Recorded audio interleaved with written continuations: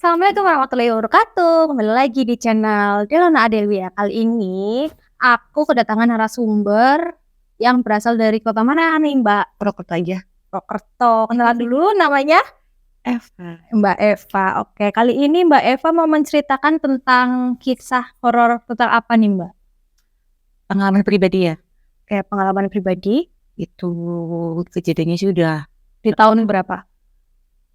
tahun berapa ya? Aku lupa sih, itu sekitar 2022 kayaknya sih. Baru kemarin banget ya berarti ya. 2022 awal gitu. Kita tahan dulu ya Mbak ceritanya. Oke, tonton sampai akhir karena ini ceritanya bakal epic banget. Tadi aku udah ngobrol di depan. Tonton sampai akhir dan yang belum subscribe channel ini, di subscribe. Oke, kita langsung aja masuk ke ceritanya. Jadi awalnya itu aku kejadian 2022 ya. Aku kenal sama cowok. Sebenarnya kenal cowok ini udah lama. Terus dia itu udah deketin aku udah lama gitu kan. Sama aku tak cuekin terus. Gimana sih ya, karena aku posisi janda mungkin ya, ada harapan kan, dia juga posisinya duda waktu itu. Dia makin sering chat aku, sering nyapa-nyapa aku gitu terus, akhirnya aku respon kan dia. Singkat cerita, aku mulai ngerespon dia itu 2022 awal. Dia sering ngajakin makan gitu, aku kan nggak pernah mau kan. Nah saat itu, aku tuh sering ngeliat story WA-nya dia itu, kalau dia bikin story aneh kan. Jadi kayak horor terus ini orang Udah freak ya. jadi dari aku sebelum mau ketemu itu aku udah penasaran ini orang kalau bikin story tuh kayak gini. Jangan ini ya, jangan berisik gitu kan, karena dia posisi di rumah itu dia sendiri loh. Ibu dia kan udah meninggal, bapaknya dia udah ninggalin dia udah lama kan. Sebut saja namanya itu Arif ya. Arif. Jadi ini Arif itu nama samaran ya, Besti ya, bukan nama asli. Karena kalau nama asli itu bahaya.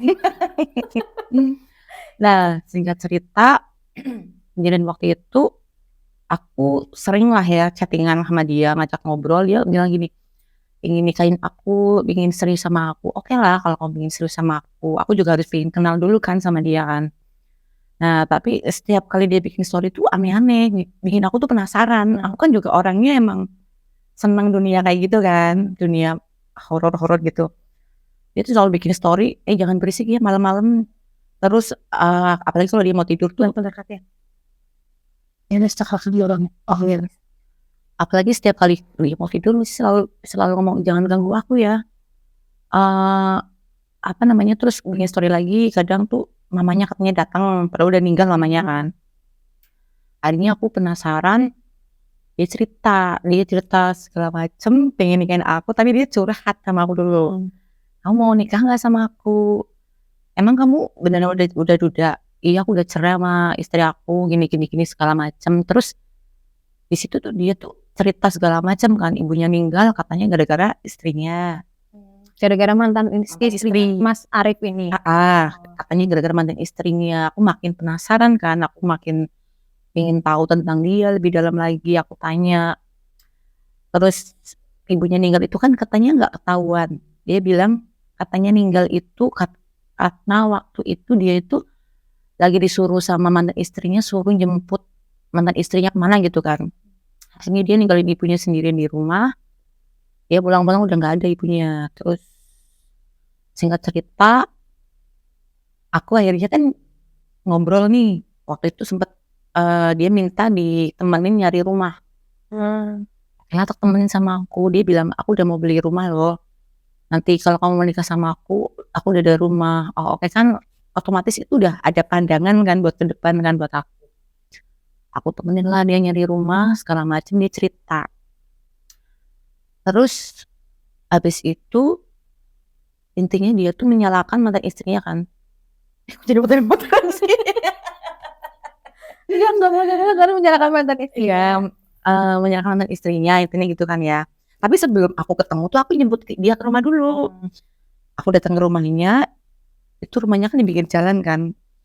Emang bener-bener itu dari luar rumahnya itu horor banget.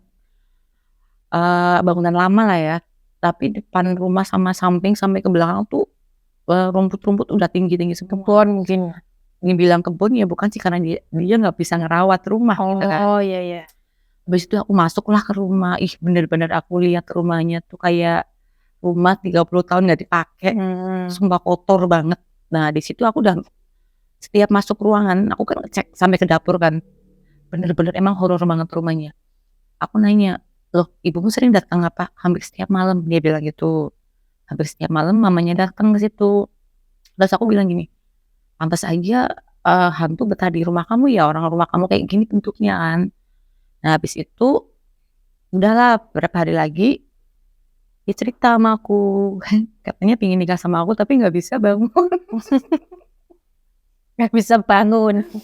Aku Bisa ya. bangun ya. Di situ aku bingung kan, loh gimana ceritanya mau nikah sama aku tapi nggak bisa bangun, nanti ke depannya mau gimana kan. Nah akhirnya aku ada inisiatif nih, aku kan punya Pak Lik ya, Pak Liknya aku tuh bisa ngobatin orang-orang yang susah hamil, orang gila, orang kesurupan, itu bisa ngobatin kan. Kayak tabib mungkin ya. Keturunan, emang keturunan Pak Lik kayak gitu. Nah akhirnya aku jemputlah dia ke rumahnya dia, aku bawa pulang ke rumah aku, antar ke tempat liliknya aku kan. Nah nyampe di situ, aku ngomong banyak sama liliknya aku, "Pak Lik, aku pingin nikah nih sama ini." Intinya singkat cerita gitu ya, aku ngomong aku pengen nikah sama ini tapi dia tuh nggak bisa bangun, aku bilang gitu. Nah akhirnya sama Pak Liknya itu kan diobatin kan. Si Arif ini duduk di sebelahnya aku, Pak Liknya aku di sebelah situ. Nah waktu itu, si Arif ini suruh niup plastik kan, "Coba kamu niup plastik terus diikat," sama Pak Liknya aku, diikat terus didoain. Bener-bener plastiknya itu ditaruh meja, maksudnya nggak ada penutupnya, jadi aku bisa ngelihat secara kasat mata kan.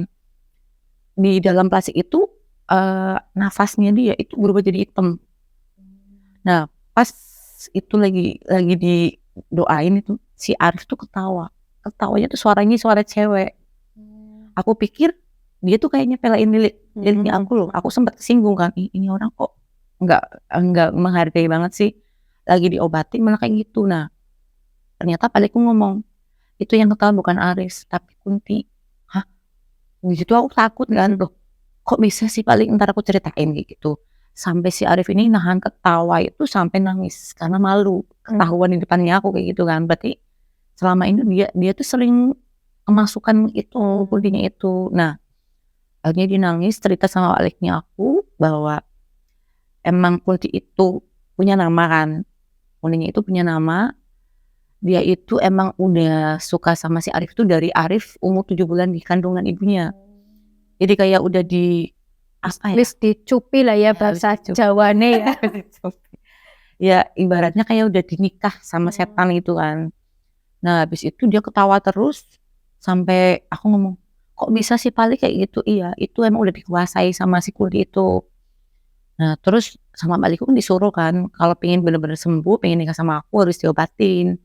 Disuruhlah dia nanti suruh nyari akar apa gitu yang akar rambat apa gitu kan yang tumbuh di air gitu kan. Dia minta tolong sama aku, "Yuk temenin nyari akar kayak gitu." Nah karena di situ aku berusaha pengen ngusir si Kunti itu dari tubuhnya si Arif, jadi si Kunti itu tuh kayak dendam sama aku. Terus kita baliklah ke Purwokerto lagi kan. Selama di perjalanan tuh Arif ngantuk, aku nyetir kan, si Arif ngantuk dia tidur. Tapi dia ngomong, suaranya dia terus entar ada suara cewek, bener-bener cewek suaranya. Aku nanya, "Kamu lagi tidur apa?" "Iya aku tidur, aku ngantuk banget." "Loh dari tadi sih yang ngobrol siapa?" "Aku." "Loh ngobrol sama siapa?" "Sama si inisial Kunti," kan aku lupa ini waktu itu namanya. Dia nyebutin nama si Kuntinya, aku ngomong sama ini. "Loh kok bisa, aneh banget sih." "Iya emang dia dari tadi jagain aku terus kayak gitu, gara-gara kamu mau ngobatin aku," dia bilang gitu kan. Selama perjalanan aku dari rumahku ke sini, ke Purwokerto, itu bener-bener perjalanan tuh horor banget. Sampai si Kuntinya itu emang bersuara, "Aku pengen bunuh Eva." Sampai ngucap kayak gitu. Terus aku ngomong gini, "Loh emang berani?" Aku bilang gitu, aku nantangin. Terus si Arif itu ngomong, "Kamu jangan bilang kayak gitu, Fa. Takutnya dia tuh serius."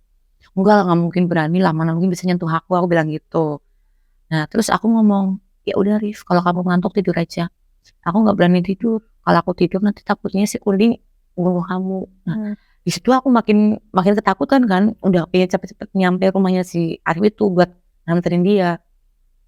Terus di perjalanan lagi dia tuh cerita, aku juga rada curiga kayaknya ibuku meninggal tuh dibunuh sama si Kunti. Dia cerita tuh udah kesana gitu kan, jadi pikiran aku tuh udah parno.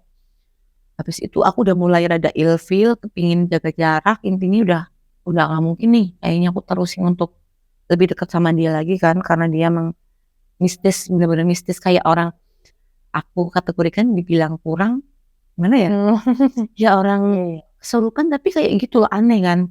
Habis itu aku nganterin dia udah selesai, baunya khasnya dia tuh kayak bau-bau aneh, masih tersisa di mobil selama aku nganterin dia pulang sampai ke tempatnya aku, itu baunya tuh masih ada di mobil, baunya tuh aneh, kayak keringet dicampur kayak menyan gimana sih, baunya kayak gitu masih ketinggal sampai aku pasangin AC, aku beliin parfum buat mobil nggak ilang-ilang. Nah, habis dari tempatnya si Arif nganterin pulang, aku mampir ke salon. Di salon itu aku cerita, aku kan biasa kalau ada cerita heboh aku langsung cerita kan di situ, tadi aku habis kayak gini-gini, aku cerita. Nah, di situ tuh ada Capster 3, terus yang punya salon juga ada di situ, dengerin aku ngobrol. Aku tadi habis kayak gini loh, ketemu kayak gini-gini. Nah, aku lagi dicatok gitu kan, rambutnya aku lagi dicatok, tiba-tiba tuh aku kedengeran suara yang nyatok aku tuh ketawanya sama persis kayak pas Ferry ketawa. Aku sampai teriak kan, kok bisa sama banget sih suara ketawanya sama kayak Kudi yang tadi? Tapi ternyata orang-orang yang megang rambutku tuh ngomong, nggak ada orang ketawa. Di situ aku makin parno. Bener-bener aku langsung WA kan si Arif. "Rif, ini kok bisa ya kejadian kayak gini? Aku lagi nyalon, yang megang rambutnya aku ketawanya kayak tadi yang kamu ketawa. Dia ngikutin kamu," si Arif bilang gitu. Habis itu aku udah pikirannya udah nggak karuan kan, aku balik ke kosan, ke tempatnya aku tinggal gitu kan, aku balik ke situ sampai berapa hari bener-bener aku digangguin sama si Tuti. Gara-gara aku waktu cerita di salon nyebut nama, Namanya si si Kunti ini ya, aku nyebut nama. Karena si Arif tuh udah pesen, yang penting kamu kalau mau bahas dia jangan sampai nyebut nama. Aku lupa. Sekarang pun aku nggak berani. Aku sebenarnya inget ya, cuman aku nggak berani nyebut takut dia datang lagi waktu itu. Kayak waktu itu pokoknya. Terus aku setelah kejadian itu bener-bener aku diganggu. Kalau tidur tuh kayak ada yang ngeliatin aku. Padahal pintu aku udah tutup kan, sebelum aku tidur aku pintu tutup. Tapi begitu aku nanti tengah malam udah maksudnya pas aku ngelilir itu udah kebuka. Padahal di situ aku nggak ada siapa-siapa, cuman aku. Intinya kejadian itu berulang-ulang sampai pada akhirnya si Arif ini cerita sama aku, katanya udah ada orang yang nyembuhin dia. Itu udah berlangsung sebulan ya setelah kejadian aku itu tuh udah, karena aku sempet sama dia itu sempet cekcok kan, marah gara-gara aku nggak kepingin deket sama dia, dia marah, aku diblokir. Terus dia buka lagi blokirannya, dia cerita katanya udah sembuh. Ya syukurlah kalau udah sembuh, siapa tahu nanti kamu dapat jodoh, bilang gitu. Nah, begitu dia sembuh, kuncinya datanglah ke aku. Itu berlangsung sampai sebulan di tempatnya aku. Sampai aku tuh paranoid setiap malam, bahkan tuh aku tuh kayak selalu ngerasa di ruang tamu aku itu banyak orang di situ. Berkali-kali setiap kali aku tidur, malam aku bangun, misal aku mau minum atau aku mau kencing gitu ya, aku tuh nyapa, aku tuh lihat di situ tuh kayak ada kakakku, ada ponakanku di situ, aku ngomong, "Mbak, nggak lapar Mbak, nggak pengen makan." Nggak ada orang jawab. Aku begitu habis ambil air minum, aku udah minum, aku nengok lagi, nggak ada siapa-siapa ya? Perasaan tadi aku lagi jalan, ada kakakku lagi tiduran, ada ponakanku, ada adikku juga di situ. Sepengelihatannya aku sebelum aku minum gitu kan. Nah, itu aku kejadian itu berulang-ulang sampai aku kayak orang dibilang orang apa sih ya? Kayak halusinasi. Intinya kayak gitu. Awalnya telepon Pak Liku, aku nanya, "Pak, kok kayak gini ya aku jadi digangguin, apa kuntinya si Aris itu." "Iya, emang itu ngikutin kamu." Baliknya aku ngomong kayak gitu, "Karena kamu udah berusaha mau nyembuhin dia." Ibaratnya kan kamu mau ngusir kunti itu dari tubuhnya si Arif. Terus aku pulang, aku dikasih, air minum gitu kan. Waktu itu kalau nggak salah 2 botol, yang 1 buat mandi, satu buat diminum. Nah, aku pakai tuh buat mandi sama aku buat minum, pelan-pelan udah hilang. Bener-bener aku trauma, udah gak kepengen kenal orang-orang kayak gitu lagi. Serem banget, sumpah. Kapok deh pokoknya. Nah, itu semenjak kejadian itu apa ada kejadian-kejadian yang nggak mengenakan lagi? Sering sebenarnya. Oh, tapi ceritanya relate sama kejadian dari Mas Arif ini apa? Beda sih, beda. Aku pernah ya dulu. Tahan dulu Mbak. Ya. Yang pengen denger ceritanya Mbak Eva lagi nih, komen di bawah. Nanti kita undang lagi Mbak Eva buat jadi narasumber di channel Delona Adelia. Komen yang banyak. Nah, ini aku ada beberapa pertanyaan nih Mbak buat Mbak Eva yang mungkin Mbak berkenan untuk menjawab, dijawab, kalau tidak apa-apa. Nah, Mbak Eva ini kenal Mas Arif itu di mana? Kenalnya udah lama sih ya. Itu kenal sebelum aku sebenarnya dulu udah lama. Dengan tempat makan sih dulu. Aku lihat dia tuh kalem, kelihatan elegan gitu kan. Awalnya emang kita berteman ya waktu itu ya. Aku juga orangnya susah kenal sama cowok kan. Dia minta kontak aku waktu itu, aku kasih oke lah. Dia sering ngechat pagi ini terus segala macem, tapi aku respon biasa aja karena aku waktu itu emang masih punya suami kan, udah lama itu kejadian, berarti 2017 kenal lama itu. Pertama kenal itu 2017, dan dia nggak jadi ikutan story sih selama itu ya, karena aku emang orangnya cuek sih. Jadi nah lama-lama begitu tahu 2022 baru dia beranikan diri kayak gitu sama sejak nikah. Oke. Nah, berarti Mbak Eva ini diganggu selama 1 bulan berturut-turut dapat gangguan dari Mbak Kuntinya Mas Arif. Iya, selama 1 bulan. Intinya 1 bulan lebih lah. Lama-lama hilang sendiri sih, karena aku emang setiap malam aku bacain itu ya, sholawat, baca Quran gitu kan. Jadi dia hilang dengan sendirinya. Akhirnya kamarnya aku kan tadinya di tengah, yang sekarang aku buka buat butik gitu kan. Itu yang emang kamar itu emang horor. Makanya kamar aku sekarang pindah depan, yang tengah itu buat butik. Berarti ini konsepnya kos-kosan tapi kayak kontrakan ya? Nah, kayak rumah. Ada ruang tamu, ada 2 kamar. dan 2 kamar, dapur dan kamar mandi. Oke, nama kos-kosannya barangkali mau di... Enggak perlu, jangan. Oke. Nah, apa pembelajaran nih buat kalian kalau ketemu sama cowok ini harus dikenali dulu dari segi manapun ya Mbak ya. Jangan sampai kejadian sama Mbak Eva ini bisa terjadi sama kalian juga sih ya. Tapi kayak kita tuh harus hati-hati kalau ketemu sama laki-laki. Ini nggak cuma laki-laki sih, perempuan juga ada. Iya, perempuan juga ternyata dia harus teliti ya. Harus teliti dalam memilih entah itu teman, pasangan hidup, apalagi pasangan hidup ya, itu yang paling utama. Apalagi Mbak Eva ini hampir mau menikah dengan Mas Arif ya Mbak. Untung nggak jadi ya. Kalau jadi bertiga sama Mbak Kunti. Rebutan nanti ya. Rebutan. Nah gitu.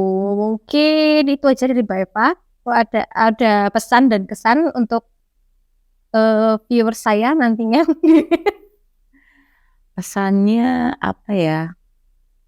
Intinya lebih teliti lagi kalau mau nyari pasangan, buat nyari teman. Kita itu nggak tahu ya, namanya seseorang itu mungkin pernah berhubungan dengan yang sakral mungkin ya. Karena kalau orang suka mainan kayak gitu, klenik-klenik kayak gitu, itu biasanya emang auranya tuh gelap ya.